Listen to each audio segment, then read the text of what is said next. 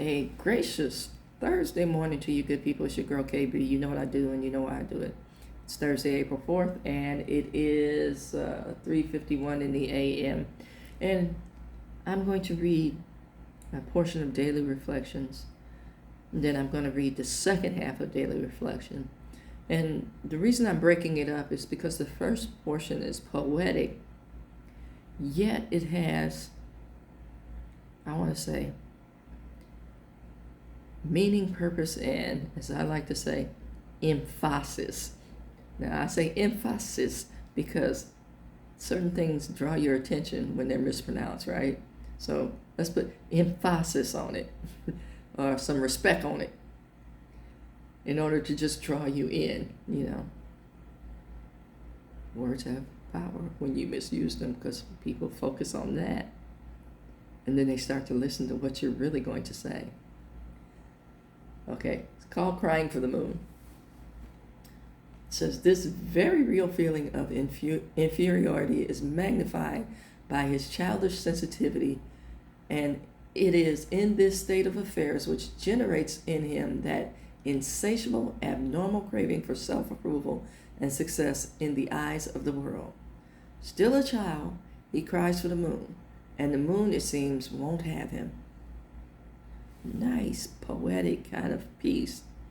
But I want us to hone in on this sentence right here. The very real feeling of inferiority is magnified by childish sensitivity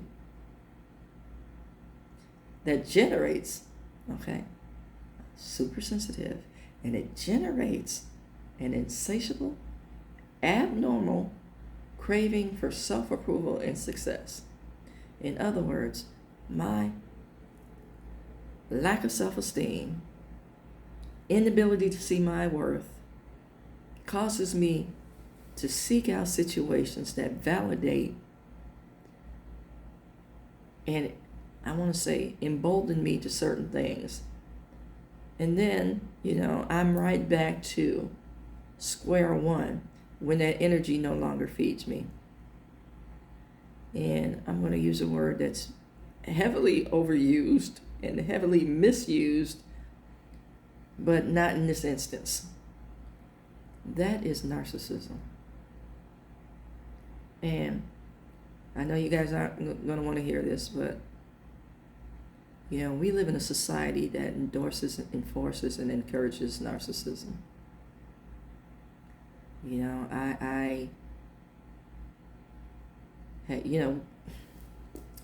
do I put this?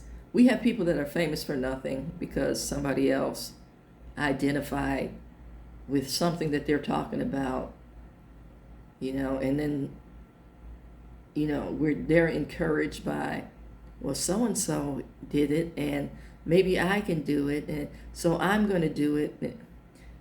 We're in life for the likes. The thumbs up, the numbers, as opposed to being in life for the enrichment. And I mean that on a serious level, man. It's like my little blip on my caption is Real Talk for a Faith Walk. And most of us don't want the real talk. We want the pretty lies. And I want us to look at how social media has pumped us up, even more so since COVID, when a lot of us were isolated. But I also want us to look at the suicide rates based on social media. Because, I'm living for the likes, but the likes ain't feeding my spirit. The likes are anonymous people behind their screen. The likes are, as good as they are until I turn off my computer. Then I'm sitting in the dark and I'm lonely, longing for that moon. Does that make sense? The writer says, while drinking, I seemed to vacillate between feeling totally invisible and believing I was the center of the universe. Searching for that elusive balance between the two has become a major part of my recovery. The moon I constantly cry for is, in sobriety, rarely full. It shows me instead its many other phases, and there are lessons in them all.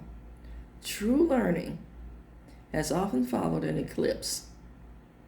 That's deep.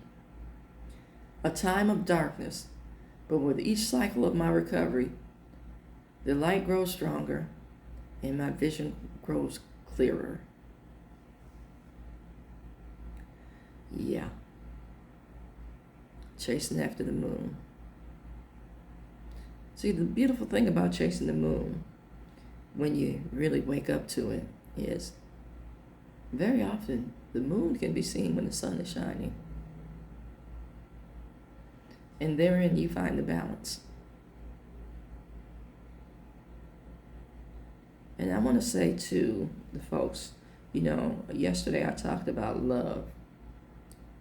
And we have traded love for the likes, the thumbs up, the applause, the other little emojis that have as much content to them as the on and off switch on the computer. Amen. So when I turn off my computer, those accolades are gone. When I turn off my computer, the likes fluctuate. When I turn on my computer, I see numbers. I don't see people.